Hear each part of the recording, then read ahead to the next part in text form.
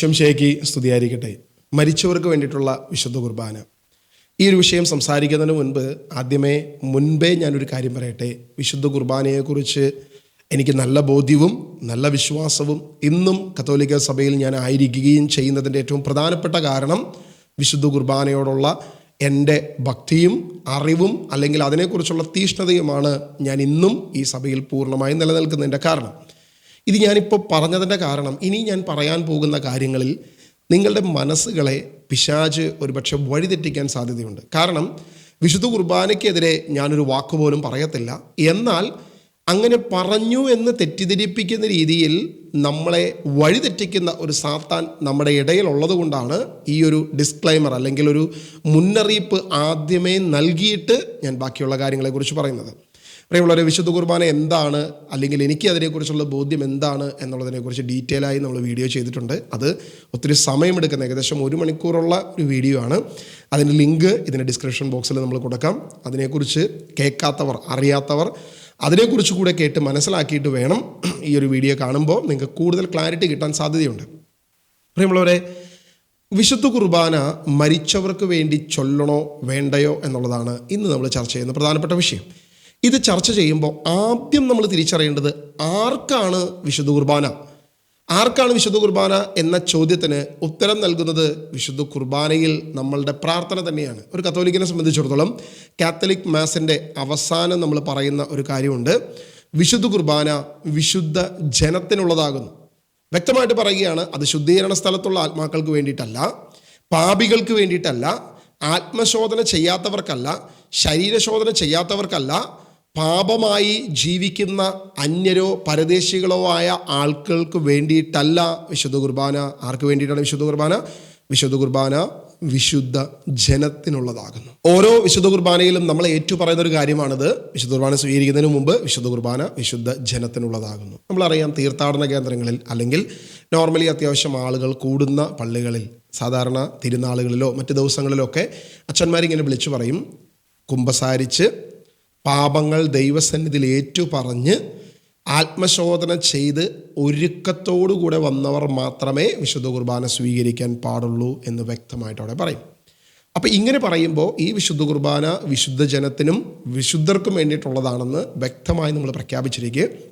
ശുദ്ധീകരണ സ്ഥലത്തുള്ള ആത്മാക്കൾക്ക് എന്തെങ്കിലും അശുദ്ധി അവർക്കുള്ളത് കൊണ്ടായിരിക്കുമല്ലോ ദൈവം അവരെ ശുദ്ധീകരിക്കുന്നത്. അപ്പോൾ അങ്ങനെ ശുദ്ധീകരണ സ്ഥലത്തുള്ള ഒരു ആത്മാവിന് വേണ്ടി വിശുദ്ധ കുർബാന അർപ്പിക്കേണ്ടത് ആവശ്യമുണ്ടോ, അല്ലെങ്കിൽ അത് ശരിയാണോ എന്നുള്ളത് നിങ്ങളുടെ ചിന്തയ്ക്ക് ഞാൻ വിടുകയാണ്. നമ്മളൊന്ന് നമ്മുടെ യുക്തിപരമായ ചിന്തയിൽ പോലും ഇതിന് കൃത്യമായ ഉത്തരമുണ്ട് എന്നുള്ളതാണ് വളരെ വ്യക്തം. ഇനി എന്താണ് വിശുദ്ധ കുർബാന അല്ലെങ്കിൽ അന്ത്യ അത്താഴം എന്നുകൂടെ നമ്മൾ മനസ്സിലാക്കിയാലാണ് മരിച്ചവർക്ക് വേണ്ടി വിശുദ്ധ കുർബാന വേണോ വേണ്ടയോ എന്നുള്ളതിനെക്കുറിച്ച് കുറച്ചുകൂടി ക്ലാരിറ്റി കിട്ടുള്ളൂ. എന്താണ് ഈ പറയുന്ന വിശുദ്ധ കുർബാന അല്ലെങ്കിൽ അന്ത്യ അത്താഴം എന്ന് നോക്കുമ്പോൾ യേശുവിൻ്റെ മരണത്തെക്കുറിച്ചുള്ള ഓർമ്മയാണ്, അല്ലെങ്കിൽ അവൻ്റെ മരണത്തിൻ്റെ പ്രഖ്യാപനമാണ്. അപ്പോസ്തലനായ പൗലോസ് തൻ്റെ ലേഖനത്തിൽ 1 കൊരിന്ത്യർ അതിൻ്റെ 11-ാം അധ്യായത്തിൽ ഇത് കൃത്യമായിട്ട് പറയുന്നു. നിങ്ങളിത് ചെയ്യുമ്പോഴെല്ലാം അവൻ്റെ മരണത്തെ, അവൻ്റെ പ്രത്യാഗമനം വരെ പ്രഖ്യാപിക്കുകയാണ് ചെയ്യുന്നത്. അപ്പോൾ യേശു എനിക്ക് വേണ്ടി മരിച്ചു എന്നുള്ളതിൻ്റെ പ്രഖ്യാപനമാണ് ഈ പറയുന്ന അന്ത്യത്താഴത്തിലെ അല്ലെങ്കിൽ വിശുദ്ധ കുർബാനയിലൂടെ നമ്മൾ ചെയ്യുന്ന പ്രവൃത്തി എന്നുള്ളത് വ്യക്തമായി ദൈവവചനം നമ്മളെ പഠിപ്പിക്കുന്നു. യോഹന്നാന്റെ സുവിശേഷം 6-ാം അധ്യായം 48 മുതൽ വാക്യങ്ങൾ വായിച്ചു കഴിഞ്ഞാൽ, ഞാൻ ജീവൻ്റെ അപ്പമാണ്.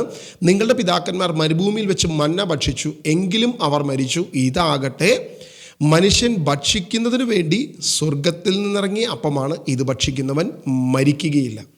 പലപ്പോഴും വിശുദ്ധ കുർബാനയെ കുറിച്ച് നമ്മളെ പഠിപ്പിക്കുമ്പം സഭാപിതാക്കന്മാരും അതുപോലെ തന്നെ നമ്മളിപ്പോൾ ആയിരിക്കുന്ന പുരോഹിതന്മാരും നമ്മളെ പഠിപ്പിക്കുന്ന ഒരു പ്രധാനപ്പെട്ട വിഷയമുണ്ട്. ഒരു വ്യക്തി വിശുദ്ധ കുർബാന കാണാൻ വന്നതുകൊണ്ട് കാര്യമില്ല, അത് പൂർണ്ണമായി അയോഗ്യമാണ്, അതുകൊണ്ട് യാതൊരുവിധ അർത്ഥവുമില്ല. എന്നാൽ അവൻ വരേണ്ടത്, അവൻ ഒരുക്കത്തോടുകൂടെ വന്ന് വിശുദ്ധ കുർബാന അർപ്പിക്കുകയും അവൻ്റെ ശരീരരക്തങ്ങൾ ഭക്ഷിക്കുകയും പാനം ചെയ്യുകയും ചെയ്യണമെന്ന് സഭയുടെ പ്രബോധനമാണ്. മിക്ക ആളുകളും നമ്മളിത് പഠിപ്പിക്കുന്ന വിഷയമാണ്. ഇതിന് ഉദാഹരണമായി സാധാരണ പുരോഹിതർ ഉപയോഗിക്കുന്ന ഒരു ഉദാഹരണമുണ്ട്. നമ്മളൊരു കല്യാണത്തിന് നമ്മൾ ക്ഷണിക്കുകയും ആ സദ്യ കഴിക്കാതെ, അവിടെ യാതൊരുവിധ ഒന്നും ഭക്ഷിക്കാതെ വെറുതെ പോയി പോന്നു കഴിഞ്ഞാൽ അത് എത്രത്തോളം വിളിച്ചവന്, നമ്മളെ ക്ഷണിച്ചവന് തൃപ്തികരമാകും. നമുക്ക് വേണ്ടി വിഭവസമൃദ്ധമായ ഒരു സദ്യ ഒരുക്കി കാത്തിരുന്നിട്ട് അത് കഴിക്കാതെ തിരിച്ചു പോരുമ്പോൾ എത്രത്തോളം ആ സദ്യയ്ക്ക് വേണ്ടി നമ്മളെ വിളിച്ചവന് വിഷമമാകും എന്ന ഉദാഹരണം പലപ്പോഴും നമ്മുടെ പുരോഹിതർ പറയാറുമുണ്ട്. നിങ്ങൾ ശ്രദ്ധിക്കണേ, ദൈവവചനം ഇത് തന്നെയാണ് നമ്മളോട് പറയുന്നത്. നിങ്ങളുടെ പിതാക്കന്മാർ മന്ന ഭക്ഷിച്ചു, എന്നിട്ടും അവർ മരിച്ചു. എന്നാൽ ഇതാകട്ടെ, ഞാൻ സ്വർഗത്തിൽ നിന്നിറങ്ങിയ ജീവനുള്ള അപ്പമാകുന്നു, രക്ഷകനീശോദൻ. നമ്മൾ പാട്ടുപാടി അല്ലെങ്കിൽ ഈ ഒരു വചനം തന്നെ ധ്യാനിച്ചുകൊണ്ടാണ് വിശുദ്ധ കുർബാനയിലൂടെ നമ്മൾ മുന്നോട്ട് പോകുന്നത്. അപ്പോൾ വ്യക്തതയോടുകൂടി തന്നെ നമ്മൾ പറയുകയാണ്, അവൻ്റെ ശരീരം യഥാർത്ഥ ഭക്ഷണമാണ്, അവൻ്റെ രക്തം പാനീയമാണ്, നമ്മളത് ഭക്ഷിക്കുകയും പാനം ചെയ്യുകയും ചെയ്യണം. എന്നിട്ട് വചനം പറയുകയാണ്, ഇതാകട്ടെ മനുഷ്യൻ ഭക്ഷിക്കുന്നതിന് വേണ്ടിയിട്ടാണ് സ്വർഗത്തിൽ നിന്ന് ഇറങ്ങിയത്. അവൻ ഭൂമിയിലേക്ക് ഇറങ്ങിയത് അവൻ്റെ ശരീരം ഭക്ഷിക്കുകയും അവൻ്റെ രക്തം പാനം ചെയ്യുകയും അങ്ങനെ നമ്മൾ നിത്യജീവനുള്ളവരാകാൻ വേണ്ടിയിട്ടാണ്. എൻ്റെ ഒരു ചുരുക്കമായൊരു ചോദ്യം ഞാൻ നിങ്ങളോട് ചോദിക്കുക, ശുദ്ധീകരണ സ്ഥലത്തുള്ള ഒരു ആത്മാവിന് വിശുദ്ധ കുർബാന സ്വീകരിക്കാൻ വരാൻ കഴിയുമോ? അങ്ങനെയുള്ള ഒരു ആത്മാവ് വിശുദ്ധ കുർബാന സ്വീകരിക്കുന്നുണ്ടോ? അവൻ ഈ ശരീരത്തെ ഭക്ഷിക്കുകയോ ഈ രക്തത്തെ പാനം ചെയ്യുകയോ ചെയ്യുന്നുണ്ടോ? കത്തോലിക്ക സഭ പഠിപ്പിക്കുകയാണ്, ഇത് റിയൽ ബ്ലഡായി മാറുന്നു, അല്ലെങ്കിൽ ഇത് റിയൽ ഫ്ലഷായി മാറുന്നു. ഇത് യേശുവിൻ്റെ ശരീരമാണ്, ഇത് യേശുവിൻ്റെ രക്തമാണ്. അതാകട്ടെ നിത്യജീവന് വേണ്ടിയിട്ടാണ്. യോഹന്നാന്റെ സുവിശേഷം 6-ാം അധ്യായം എടുത്ത് അത് ഉദ്ധരിച്ചുകൊണ്ട് നമ്മളത് പ്രബോധിപ്പിക്കുന്നു. അപ്പം ഇത്തരം പ്രബോധനങ്ങൾ സഭ നമ്മളെ പഠിപ്പിക്കുകയും ആ പ്രബോധനത്തിൽ നമ്മളായിരിക്കുകയും ചെയ്യുമ്പോൾ നമ്മുടെ ഏറ്റവും ചുരുങ്ങിയൊരു ചോദ്യം നമ്മൾ ചോദിച്ചു നോക്കുക, ഏതെങ്കിലും ഒരു ശുദ്ധീകരണത്തിലെ സ്ഥലത്തെ ആത്മാവിന് വന്ന് ഈ ശരീരത്തെ സ്വീകരിക്കാൻ സാധിക്കുമോ? ഈ രക്തത്തെ സ്വീകരിക്കാൻ സാധിക്കുമോ? അങ്ങനെ സ്വീകരിക്കാൻ സാധിക്കുന്നില്ല എന്നാണ് നിങ്ങളുടെ ഉത്തരമെങ്കിൽ പിന്നെ എന്തിനു വേണ്ടി ഈ പ്രവൃത്തി? ആർക്കു വേണ്ടി? അപ്പോൾ വിശുദ്ധ ജനത്തിന് വേണ്ടിയിട്ടാണെങ്കിൽ പിന്നെ മരിച്ചവർക്ക് വേണ്ടി ഇങ്ങനെയൊരു കുർബാന അർപ്പിക്കുന്നതിൽ എന്ത് കാര്യമാണുള്ളത്, എന്ത് കാര്യമാണ് അവർക്ക് ലഭിക്കുന്നത് എന്ന് നിങ്ങൾ ഇനിയെങ്കിലും തിരിച്ചറിയുക. നമുക്കറിയാം, സാധാരണ മരിച്ചവർക്ക് വേണ്ടിയിട്ടുള്ള വിശുദ്ധ കുർബാനയിൽ ആത്മാക്കൾക്ക് വേണ്ടിയിട്ടുള്ള അനേക പ്രാർത്ഥനകളുണ്ട്. നമ്മൾ പറയുന്നത് ഈ പ്രാർത്ഥനകൾ അവർക്ക് ഉപകാരം ചെയ്യും എന്നുള്ളതാണ്. സത്യത്തിൽ വിശുദ്ധ കുർബാന എന്താണ് എന്ന് അറിയാത്തവരാണ് ഈ ഒരു ന്യായീകരണം പലപ്പോഴും വയ്ക്കുന്നത്. കാരണം വിശുദ്ധ കുർബാന എന്ന ഈ ഒരു ഏറ്റവും ശ്രേഷ്ഠമായ ഈ ഒരു പ്രവൃത്തി ദൈവം നമുക്ക് നൽകിയിരിക്കുന്നത് നമ്മൾ നിത്യജീവൻ ഉണ്ടാകാൻ വേണ്ടിയിട്ടാണ്.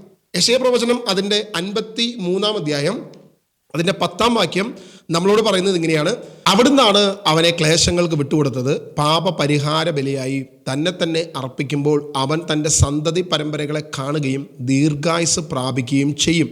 ഇവിടെ വ്യക്തമായിട്ട് വചനം പറയുകയാണ്, യേശു കാൽവരിയിൽ ക്രൂശിതനാകുമ്പോൾ അവൻ്റെ വരാനിരിക്കുന്ന സന്തതി പരമ്പരകളെ അവൻ കാണുകയും അവർക്ക് ദീർഘായുസിന് വേണ്ടി, നിത്യജീവന് വേണ്ടിയിട്ടാണ് ഈ ഒരു ബലി അവൻ അർപ്പിക്കുന്നത് എന്ന് പറഞ്ഞു വെക്കുമ്പോൾ, ഇന്ന് ഈ 2000 വർഷങ്ങൾക്ക് ശേഷം യേശുവിൻ്റെ കാൽവരിയിലെ ക്രൂശിത ബലിക്ക് ശേഷം ഏകദേശം 2000 വർഷങ്ങൾക്ക് ശേഷം ജനിച്ച് ഇന്ന് ജീവിക്കുന്ന ഒരു വ്യക്തിയെ സംബന്ധിച്ചിടത്തോളം അവന് എങ്ങനെ ഇത് യോഗ്യമാകും? അവിടെയാണ് യോഹന്നാന്റെ സുവിശേഷം പറഞ്ഞത്, നിങ്ങളുടെ പിതാക്കന്മാർ പണ്ട് മന്ന ഭക്ഷിച്ചു, ഈ മന്നയാകട്ടെ സ്വർഗത്തിൽ നിന്നാണ് വന്നത്. ഇവിടെ ഒരു കാര്യം വ്യക്തതയോടുകൂടി തന്നെ വചനം നമ്മളെ പഠിപ്പിക്കുന്നുണ്ട്. മന്ന അവർ ശേഖരിച്ച് കഴിഞ്ഞപ്പോൾ 6 ദിവസവും അവർ ശേഖരിച്ചു, 7-ാം ദിവസത്തേക്ക് വേണ്ടിയിട്ടുള്ളത് 6-ാം ദിവസം അവർ ശേഖരിച്ചു എന്ന് വചനത്തിൽ വ്യക്തമായിട്ടുണ്ട്.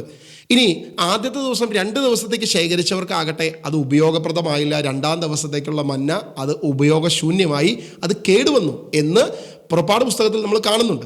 അപ്പോൾ ആ അതേ മന്ന തന്നെ 6-ാം ദിവസം, അതായത് സാബത്ത് ദിവസത്തിന് വേണ്ടിയിട്ടുള്ളത് അവന് 6-ാം ദിവസം ഒരുമിച്ച് ശേഖരിക്കാം. അതാകട്ടെ അത് കേടുപാടുകൾ സംഭവിക്കാതെ സ്വർഗത്തിൽ നിന്നും ഇറങ്ങിയ മന്ന യേശുവിൻ്റെ ശരീരമാണെന്ന് യേശു പഠിപ്പിക്കുമ്പം, പഴയ നിയമത്തിലെ മന്നയെക്കുറിച്ച് നമ്മൾ മനസ്സിലാക്കുമ്പം 6 ദിവസം അവൻ 5 ദിവസം അവൻ 2 ദിവസത്തേക്ക് ശേഖരിച്ചാൽ അത് ചീത്തയാവുകയും, എന്നാൽ 6-ാം ദിവസം സാപത്തിലേക്ക് വേണ്ടതുകൂടെ ശേഖരിക്കുമ്പോൾ അത് ചീത്തയാവാതെ ഇന്ന് നമ്മൾ ഫ്രിഡ്ജിൽ കാത്തു സൂക്ഷിക്കുന്നത് പോലെ ദൈവം അതിനെ കാത്തു സൂക്ഷിച്ചെങ്കിൽ ദൈവം അവിടെ ഒരു പ്രവൃത്തി ചെയ്യുന്നുണ്ട്, ഒരു അത്ഭുതം പ്രവർത്തിക്കുന്നുണ്ട്, അല്ലെങ്കിൽ ഒരു അടയാളം പ്രവർത്തിക്കുന്നുണ്ട്. വരാനിരിക്കുന്ന തലമുറയ്ക്ക് നിത്യജീവന് വേണ്ടിയിട്ടുള്ള അവൻ്റെ ശരീരരക്തങ്ങൾ ഇന്നും ഓരോ വിശുദ്ധ കുർബാനയിലൂടെയും നമ്മിലേക്ക് ഒഴുക്കുവാൻ, നമുക്ക് സ്വീകരിക്കുവാൻ ദൈവമാണിത് ചെയ്യുന്നത്. അന്ന് പിതാക്കന്മാർക്ക് മന്ന പൊഴിച്ച സ്വർഗത്തിലെ ദൈവം ഇന്ന് നമുക്ക് വേണ്ടി അനുദിന വിശുദ്ധ കുർബാനയിലൂടെ ഈ അത്ഭുതം ചെയ്യുന്നുവെന്ന് നമ്മൾ വിശ്വസിക്കണം. അങ്ങനെ വിശ്വസിക്കുമ്പോഴാണ് ഞാനത് സ്വീകരിക്കുകയും അതെൻ്റെ നിത്യജീവനും എൻ്റെ എൻ്റെ പാപങ്ങളുടെ മോചനത്തിന് കാരണമാകുന്നത്. യേശു വചനത്തിൽ വ്യക്തമായിട്ട് പറയുകയാണ്, അവൻ്റെ ശരീരം ഭക്ഷിക്കുകയും അവൻ്റെ രക്തം പാനം ചെയ്യുകയും ചെയ്യണമെന്ന്. യാതൊരുവിധ കോംപ്രമൈസും ഇല്ലാതെയാണ് ഈ ഒരു വിഷയം യേശു ക്രിസ്തു സംസാരിച്ചിരിക്കുന്നത്. അപ്പോൾ നമ്മൾ തിരിച്ചറിയുക, ഇന്ന് എനിക്കത് സ്വീകരിക്കാൻ വേണ്ടിയിട്ടല്ല, ഈ 2000 വർഷങ്ങൾക്ക് ശേഷം ഈ ഭൂമിയിൽ ജീവിച്ചിരിക്കുന്ന മനുഷ്യന് സ്വീകരിക്കാൻ വേണ്ടിയിട്ടാണ് യേശു വിശുദ്ധ കുർബാന സ്ഥാപിച്ചത് എന്ന് വ്യക്തമായി നമുക്ക് മനസ്സിലാക്കാം. അതല്ലാതെ ശുദ്ധീകരണ ആത്മാക്കൾക്ക് വേണ്ടിയിട്ടല്ല എന്ന് തിരിച്ചറിയാൻ ഏതൊരു ക്രിസ്ത്യാനിക്കും സാധിക്കും. 2000 വർഷം മുൻപ് യേശു കാൽവരിയിൽ ക്രൂശിതനായ ആ ക്രൂശിത ബലി എന്നിലേക്ക് യോഗ്യമാകണമെങ്കിൽ ഈ ശരീരം ഞാൻ ഭക്ഷിച്ചേ മതിയാകൂ, ഈ രക്തം ഞാൻ പാനം ചെയ്തേ മതിയാകൂ. അത് ശോധനയോടെ, വിശ്വാസത്തോടെ, വിശുദ്ധിയോടെ തന്നെ ആയിരിക്കണമെന്ന് ദൈവവചനം നമ്മളെ പഠിപ്പിച്ചിരിക്കെ, അത് ഭക്ഷിക്കാത്തവൻ നിത്യജീവൻ അവകാശമാക്കത്തില്ല എന്ന് പഠിപ്പിച്ചിരിക്കെ, അതിൽ നിന്നും യാതൊരുവിധ താല്പര്യമില്ലാതെ ഇറങ്ങിപ്പോകുന്നവൻ അതിനെ അവഹേളിക്കുകയാണ് എന്ന് പഠിപ്പിച്ചിരിക്കെ, ഈ ശുദ്ധീകരണ സ്ഥലത്തെ ആത്മാക്കൾക്ക് വന്ന് ഇത് സ്വീകരിക്കാൻ സാധിക്കത്തില്ല എന്ന് ഏതൊരു കൊച്ചു കുഞ്ഞിനും അറിഞ്ഞിരിക്കെ, പിന്നെ എന്തിനാണ് ശുദ്ധീകരണ സ്ഥലത്തെ ആത്മാക്കൾക്ക് വേണ്ടി നമ്മൾ വിശുദ്ധ കുർബാന അർപ്പിക്കുന്നത് എന്ന് നിങ്ങൾ ഇനിയെങ്കിലും തിരിച്ചറിയണം, ഇനിയെങ്കിലും നിങ്ങൾ ചിന്തിക്കണം എന്നുള്ളതാണ് ഞാൻ നിങ്ങളോട് വയ്ക്കുന്ന ഏറ്റവും ആദ്യത്തെ അപേക്ഷ. രണ്ടാമത്, ഈ വിഷയത്തെക്കുറിച്ച് നമ്മൾ സംസാരിക്കുമ്പോൾ ഞാൻ യെശയ്യാ പ്രവചനത്തിൻ്റെ ആ ഒരു വചനം പറഞ്ഞു, 53:10, അതായത് വരാനിരിക്കുന്ന തലമുറയ്ക്ക് യോഗ്യമാക്കേണ്ടതിനാണ് ഇത് അനുദിനമായി അർപ്പിക്കപ്പെടുന്നത്. അതാകട്ടെ നമ്മുടെ വിശ്വാസത്താലാണ്, ഒരിക്കലും മറ്റൊരു കർമ്മത്താലല്ല. നമ്മളൊരു മന്ത്രവാദി ഒരു മന്ത്രം ഉരുവിട്ട് കഴിയുമ്പോൾ ആ മന്ത്രത്തിലൂടെ അവൻ്റെ ദേവൻ്റെയോ ദേവിയുടെയോ അല്ലെങ്കിൽ അവൻ്റെ ആവാഹിച്ചു വെച്ചിരിക്കുന്ന എന്തെങ്കിലും ഒന്നിൻ്റെ ശക്തി അതിലേക്ക് കടന്നു വരുന്നത് പോലെയല്ല വിശുദ്ധ കുർബാനയിൽ സംഭവിക്കുന്നത് എന്നുള്ളത് വിശുദ്ധ വചനം നമ്മളെ പഠിപ്പിക്കുക. വിശ്വാസത്താലാണ്. വചനം പറയുക, വിശ്വാസത്താൽ, കൃപയാൽ, വിശ്വാസത്താലല്ലോ നിങ്ങൾ രക്ഷിക്കപ്പെട്ടത്. ആദിമ സഭ മുതൽ, അപ്പസ്തോലിക പാരമ്പര്യം മുതൽ ഇന്ന് വരെയുള്ള സകല അപ്പസ്തോലിക സഭകളും പൗരോഹിത്യ സഭകളും വിശ്വസിച്ചു പോരുന്നത് ഇത് തന്നെയാണ്. വിശ്വാസത്താൽ അത് യേശു ക്രിസ്തുവിൻ്റെ ശരീരവും രക്തവുമാണ്, അതാകട്ടെ ഞങ്ങളുടെ നിത്യജീവന് വേണ്ടിയിട്ടുള്ളതാണ് എന്നുള്ളതാണ് സകല അപ്പസ്തോലിക സഭകളും വിശ്വസിക്കുകയും പഠിപ്പിക്കുകയും ചെയ്യുന്നത്. അങ്ങനെ പഠിപ്പിക്കുമ്പോൾ അത് ഏതെങ്കിലും ഒരു പുരോഹിതൻ്റെ കർമ്മത്തിലൂടെയല്ല ഇത് സംഭവിക്കുന്നത്, ആ വ്യക്തിയുടെ യോഗ്യത കൊണ്ടല്ല ഇത് സംഭവിക്കുന്നത്. നമ്മൾ തികച്ചും ഒരു ചെറിയൊരു ഉദാഹരണം പറഞ്ഞു കഴിഞ്ഞാൽ, അതായത് ഇപ്പം മാർപ്പാപ്പ നടത്തുന്ന കുർബാന, അല്ലെങ്കിൽ ഒരു ബിഷപ്പ് നടത്തുന്ന കുർബാന, അതും അല്ലെങ്കിൽ ഒരു സാധാരണ പുരോഹിതൻ നടത്തുന്ന കുർബാന, ഇതെല്ലാം നമ്മളൊന്ന് എടുത്തു വെച്ച് പരിശോധിച്ച് വെക്കുക. എന്തെങ്കിലും വ്യത്യാസം ഈ കാര്യത്തിൽ ഉണ്ടോ എന്ന് നമ്മൾ പരിശോധിച്ചാൽ സഭ പഠിപ്പിക്കുന്നത് ഇല്ല എന്നാണ്. കാരണം മാർപ്പാപ്പയാണെങ്കിലും ഒരു സാധാ പുരോഹിതനാണെങ്കിലും ഇത് അവരുടെ കഴിവോ അല്ലെങ്കിൽ അവർക്ക് വിശുദ്ധി ഉണ്ടായിരിക്കണമെന്ന് സഭ എപ്പോഴും പഠിപ്പിക്കുന്നുണ്ട്. അവർ വിശുദ്ധരായിരിക്കണം, വിശുദ്ധിയിലായിരിക്കണം ഇത് ചെയ്യേണ്ടത്. കാരണം മനുഷ്യർക്ക് വേണ്ടിയിട്ട് ഒരു വ്യക്തി എഴുന്നേറ്റ് നിന്ന് ഈ പ്രവൃത്തി ചെയ്യുന്നു. നമ്മൾ നോക്കുക, അന്നാ പെസഹ തിരുനാളിൽ കർത്താവ് അരുളിയ കൽപ്പന പോൽ തിരുനാമത്തിൽ ചേർന്നിടാം, ഒരുമയോടെ ഈ ബലി അർപ്പിക്കാം. ഒരിക്കലും പുരോഹിതനല്ല ഈ ബലി അർപ്പിക്കുന്നത്. ഇപ്പോൾ തന്നെ കുർബാന തർക്കം നടക്കുന്നത്, ഒരു പുരോഹിതൻ ജനത്തിന് അഭിമുഖമായി തിരിഞ്ഞു നിൽക്കുമ്പോൾ അവിടെ ഒരു വ്യത്യസ്തതയുണ്ടാകും. അത് പാടില്ല.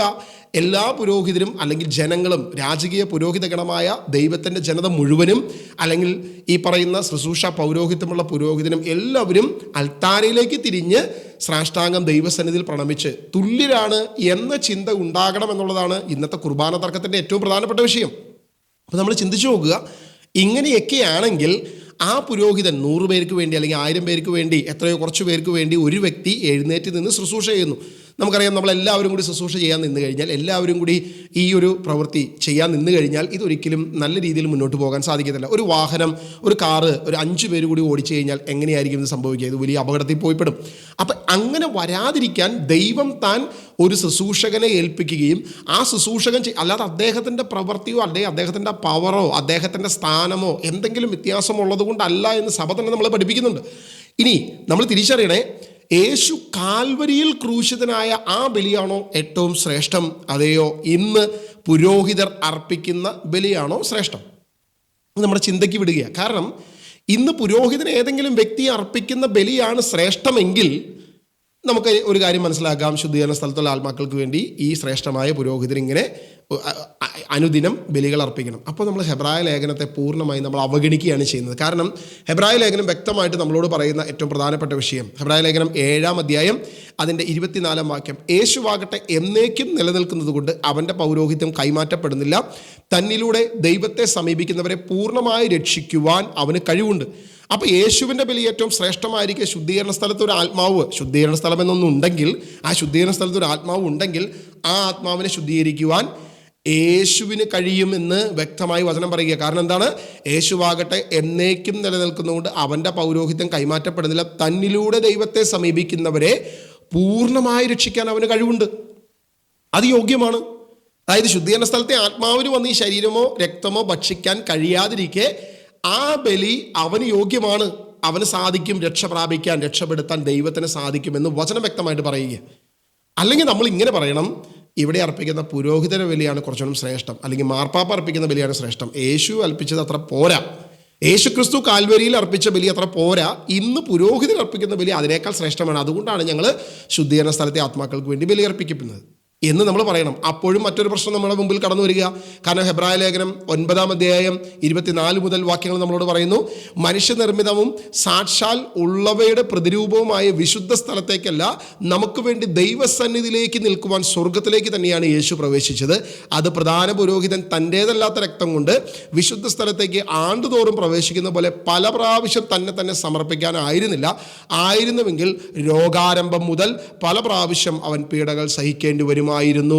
കാലത്തിന്റെ പൂർണ്ണതയിൽ തന്നെ ബലിയർപ്പിച്ചുകൊണ്ട് പാപത്തെ നശിപ്പിക്കാൻ ഇപ്പോൾ ഇതാ അവൻ ഒരിക്കൽ മാത്രം പ്രത്യക്ഷപ്പെട്ടിരിക്കുന്നു. അപ്പൊ യേശുവിന്റെ ബലി ഒരിക്കലായി പൂർണ്ണമായി അവൻ ചെയ്തിരിക്കുന്നു. ഇനിയുള്ളത് അതിൻ്റെ ഓർമ്മയാചരണം. ആ ഓർമ്മയാചരണം നമ്മൾ നടത്തുന്നതാകട്ടെ 2000 വർഷം കഴിഞ്ഞ് ജീവിച്ചിരിക്കുന്ന എനിക്ക് ആ നിത്യജീവന്റെ യോഗ്യത നൽകുന്ന വിശ്വാസത്താൽ ഈ അപ്പം യേശുവിൻ്റെ ശരീരവും ഈ വീഞ്ഞ് യേശുവിൻ്റെ രക്തവുമായി മാറുന്ന ആ ഒരു ദൈവിക അത്ഭുതം, ഞാൻ മന്നയെക്കുറിച്ച് നേരത്തെ ഉദാഹരണം പറഞ്ഞതുപോലെ ദൈവം അതിൽ നടത്തുന്ന ദൈവത്തിൻ്റെ പ്രവൃത്തി മാത്രമാണ് എന്നെ വിശുദ്ധിയിലേക്ക്, നിത്യജീവനിലേക്ക് നയിക്കുന്നത്. അല്ലാതെ ഒരു അച്ഛൻ്റെയോ ഒരു മാർപ്പാപ്പയുടെയോ ഏതെങ്കിലും ഒരു പുരോഹിതരുടെയോ കഴിവോ മന്ത്രമോ അവരുടെ പ്രവൃത്തിയോ അല്ല എന്നുള്ളത്. അങ്ങനെയെങ്കിൽ വിശുദ്ധ കുർബാന ഈ പറയുന്ന പെന്തക്കോസ്തക്കാരോ പ്രൊട്ടസ്റ്റന്റുകാരോ പലപ്പോഴും നമ്മളെ അവഹേളിക്കുന്നത് പോലെ അല്ലെങ്കിൽ കളിയാക്കുന്നത് പോലെ, കണ്ടോ ഹെബ്രായ ലേഖനം 7, 8, 9 നിങ്ങൾ വായിക്കൂ, ബലി അവസാനിച്ചു, ബലി എന്നേക്കും കഴിഞ്ഞു, എന്നേക്കുമുള്ള ഏക ബലി അത് മാത്രമാണ്, ഇനി ഒരു ബലി ഇല്ല എന്ന് പറയുന്ന ആ ഒരു കാര്യം നമ്മൾ അംഗീകരിക്കേണ്ടി വരും. കാരണം അവർ വിശ്വസിക്കുന്നത് ഈ പുരോഹിതൻ എന്തോ മന്ത്രം ചൊല്ലി എന്തോ കർമ്മം ചെയ്ത് ആ കർമ്മത്തിലൂടെ എന്തോ അത്ഭുതം സംഭവിച്ച് ആ കർമ്മത്തിൻ്റെ യോഗ്യതയാൽ ഇവിടുന്ന് ശുദ്ധീകരണാത്മാക്കൾ പോകുന്നു. അതുപോലെ ആ കർമ്മത്തിൻ്റെ യോഗ്യതയാൽ ഈ പാപിയായ മനുഷ്യർ വിശുദ്ധീകരിക്കപ്പെടുന്നു.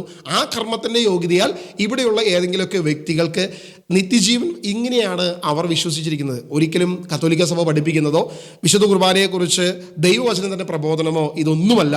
ദൈവവചനം വ്യക്തമായിട്ട് നമ്മളെ പഠിപ്പിക്കുന്നു, ഇന്ന് ജീവിച്ചിരിക്കുന്ന വ്യക്തികൾക്ക് അത് ഒഴുകി വരികയാണ്. അന്ന് കാൽവരിയിൽ അവൻ ചൊരിഞ്ഞ ആ ക്രൂശിലെ രക്തം ഇന്ന് നമ്മിലേക്ക്, നമ്മുടെ ഹൃദയഫലങ്ങളിലേക്ക് ഒഴുകേണ്ടതിന്, എത്തേണ്ടതിന് ദൈവം ചെയ്യുന്ന അത്ഭുതമാണ്, ദൈവം ചെയ്യുന്ന പ്രവൃത്തിയാണ്, യാതൊരു മനുഷ്യൻ്റെയും പ്രവൃത്തിയല്ല. അപ്പോൾ സ്വീകരിക്കാൻ കഴിയാത്ത ശുദ്ധീകരണാത്മാക്കൾക്ക് വേണ്ടിയിട്ട് എന്തിന് ഈ ബലി എന്നുള്ളത് നമ്മൾ ഇനിയെങ്കിലും ചിന്തിക്കണം, മനസ്സിലാക്കണമെന്ന് വിനീതമായി ഞാൻ രണ്ടാമതായി നിങ്ങളുടെ മുമ്പിൽ അഭ്യർത്ഥിക്കുന്നു. പ്രിയമുള്ള വിശ്വാസി, നമ്മളൊരു കാര്യം തിരിച്ചറിയണേ. ഏതെങ്കിലും ഒരു പുരോഹിതൻ ചെയ്യുന്ന കർമ്മത്താലാണ് നമ്മളുടെ ശുദ്ധീകരണ സ്ഥലത്ത് ഒരു ആത്മാവ് ഉണ്ടാവുകയും ആ ആത്മാവ് വിശുദ്ധീകരിക്കപ്പെടുകയും ദൈവസന്നിധിയിലേക്ക് ചേർക്കപ്പെടുകയും ചെയ്യുന്നത് എന്ന് നീ വിശ്വസിക്കുന്നുവെങ്കിൽ യഥാർത്ഥത്തിൽ നീ ചെയ്യുന്നത് നീ വിശുദ്ധ കുർബാനയെ തള്ളിപ്പറയുന്നു. അതൊരു മന്ത്രവാദി മന്ത്രം ചെയ്യുന്നതിന് തുല്യമാണെന്ന് നീ അതിനെ അവഹേളിച്ച് വിശ്വസിക്കുകയും പറയുകയും ചെയ്യുന്നുള്ളതാണ് ഇതിൻ്റെ ഏറ്റവും വലിയ അപകടകരമായ അവസ്ഥ. കാരണം അത് ഈ ഭൂമിയിലെ മനുഷ്യൻ്റെ പ്രവൃത്തിയുടെ ഫലമല്ല, കർമ്മത്തിൻ്റെ ഫലമല്ല എന്ന് ദൈവവചനം പറയുകയും അത് സ്വർഗം നമുക്ക് നൽകിയ അനുഗ്രഹമാണ്. ജീവനുള്ള അപ്പമായി യേശു ഈ ഭൂമിയിലേക്ക് ഇറങ്ങിയത് ദൈവത്തിൻ്റെ പ്രവൃത്തി മാത്രമാണ് എന്നുള്ളത് നമുക്ക് വ്യക്തമായി മനസ്സിലാക്കിയിരിക്കെ ഒരിക്കലും ശുദ്ധീകരണ ആത്മാവിന് വേണ്ടി യാതൊരുവിധ വിശുദ്ധ കുർബാനയും അർപ്പിക്കേണ്ടതില്ല എന്ന് നമുക്ക് തിരിച്ചറിയാൻ സാധിക്കും. ഈ ഒരു വിഷയം ഉപസംഹരിക്കുമ്പോൾ 3 പ്രധാനപ്പെട്ട വിഷയങ്ങളാണ് നമ്മൾ പറഞ്ഞു വെച്ചത്. ഒന്ന്, മന്നായെ സ്വർഗത്തിൽ നിന്നും ദൈവം നൽകി എന്ന് ഇസ്രായേൽ ജനം മുഴുവൻ വിശ്വസിക്കുന്നത് പോലെ അത് എവിടെ നിന്ന് വന്നു എന്നുള്ളത് അറിയാത്തതുപോലെ അനുദിന വിശുദ്ധ കുർബാനയിൽ ഒരു പുരോഹിതൻ്റെ യോഗ്യതയാലോ അല്ലെങ്കിൽ അദ്ദേഹത്തിൻ്റെ പവറാലോ അദ്ദേഹത്തിൻ്റെ മന്ത്രോച്ചാരണത്താലോ പ്രവൃത്തിയാലോ കർമ്മത്താലോ അല്ല വിശുദ്ധ കുർബാനയിൽ യേശുവിൻ്റെ ശരീരരക്തങ്ങളായി മാറുന്നത്. സഭ തന്നെ പഠിപ്പിക്കുന്നു. അത് എപ്പോൾ എങ്ങനെ സംഭവിക്കുന്നുവെന്ന് സഭയ്ക്കോ പുരോഹിതനോ അറിയത്തില്ല.